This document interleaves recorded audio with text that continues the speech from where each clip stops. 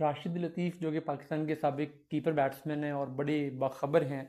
Pakistani cricket team में उनके बड़े गहरे लिंक हैं, राब्ते हैं और प्लेयर्स के दरमियान क्या चल रहा है इसके बारे में उन्हें बड़ी डिटेल से खबर होती है। उन्होंने बाबर और शाहीन के दरमियान पिछले कुछ अरसे में जो कुछ बैकग्राउंड में चला है उसके बारे में कुछ धमाका खेज किस्म के इंकशाफात किए हैं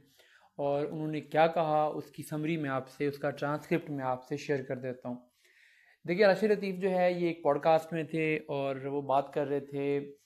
अभी जो ये कप्तानी चेंज हुई है, शाहीन की जगह बाबर आए हैं, इस कॉन्टेक्स्ट में वो बात बता रहे थे और उन्होंने दो बातें कंफर्म की। पहली बात उन्होंने ये कंफर्म की कि जो इस वक्त टीम का माहौल है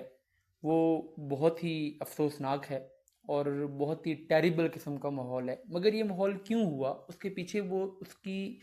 उन्होंने जो कहानी सुनाई है वो भी बड़ी टेरिबल कह लें, शर्मनाक कह लें, अफसोसनाक कह लें।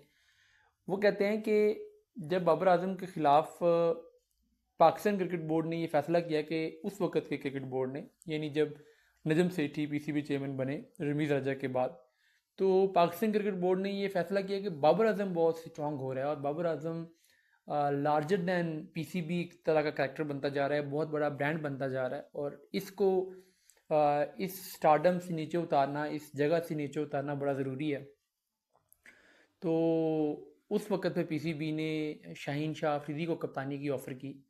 और शाहीन शाह अफरीदी ने उस वक़्त स्ट्रेट अवे इनकार कर दिया और क्योंकि बाबर और शाहीन के दरमियान बड़े अच्छे रिलेशनशिप थे। तो फिर वो कहते हैं कि भाई टीम के अंदर और 3-4 लोगों को भी ऑफ़र्स की गई, लेकिन जब कोई भी बाबर के ख़िलाफ़ स्टैंड लेने के लिए तैयार नहीं हुआ तो उस वक़्त फिर जो टीम से बाहर प्लेयर थे जो उनका इशारा ज़ाहिर है शान मसूद की तरफ था, उनको वाइस कैप्टन बना के एक मैसेज दिया गया कि अगर आप लोग नहीं आएंगे तो फिर हमारे पास ऑप्शन तो हैं पे, तो फिर हम इनको कप्तान के तौर पे ले आएंगे। उसके बाद वो कहते हैं कि इसी दौरान जो है वो शाहीन शाह अफरीदी को चूँकि कप्तानी का लालच मिल चुका था तो ग्रेजुअली उनका जो एटीट्यूड है वो थोड़ा थोड़ा बदलना शुरू हो गया बाबर के साथ। और फिर उसके बाद एक ग्रेजुअल प्रोसेस के ज़रिए से शाहीन और बाबर के दरमियान इख्तिलाफ़ात को पीसीबी ने हवा दी, उनके दरमियान मसाइल को बढ़ाया और फिर एक वक्त आया कि जब ग्रेजुअली टीम कोलैप्स हुई उसी एफर्ट के ज़रिए जो पीसीबी खुद ही कर रहा था बाबर को फिल करने के लिए, तो फिर फटाफट शाहीन शाह अफरीदी को ऑफ़र कर दी गई कि आप कप्तान बने। तो वो जो प्रोसेस स्टार्ट किया था नजम सेठी ने वो कंप्लीट हुआ ज़का अशरफ के दौर में। और जब शाहीन शाह अफरीदी देखते बुझते हुए कि बाबर आजम को किस तरीके से गिराया गया है, किस तरीके से टीम के अंदर इख्तलाफात पैदा किए गए हैं, बाबर की लेग पुलिंग की गई है, वो ये सब कुछ देख रहे थे। इसके बावजूद उस वक़्त शाहीन शाह अफरीदी ने किसी किस्म की हमदर्दी नहीं दिखाई बाबर आजम के लिए और उन्होंने फटाफट कप्तानी कबूल कर ली। इस बात का दुख बाबर आजम को बहुत ज़्यादा था कि जिस वक़्त मेरे साथ खड़े होने का वक्त था शाहीन ने उस वक़्त मेरे साथ खड़ा नहीं हुआ बल्कि मुझे गिराने वालों की सफ़ में जाके खड़ा हो गया। यही वजह है कि अब जब ज़का अशरफ बदले हैं और मोहसिन नकवी आए हैं और मोहसिन नकवी ने आके बाबर आजम को ऑफ़र की है, तो बाबर आजम भी अब देख रहे थे कि शाहीन अफरीदी को गिराने के लिए ये किया जा रहा है। शाहीन अफरीदी के साथ बोर्ड कंफर्टेबल नहीं है, बोर्ड को पसंद नहीं है,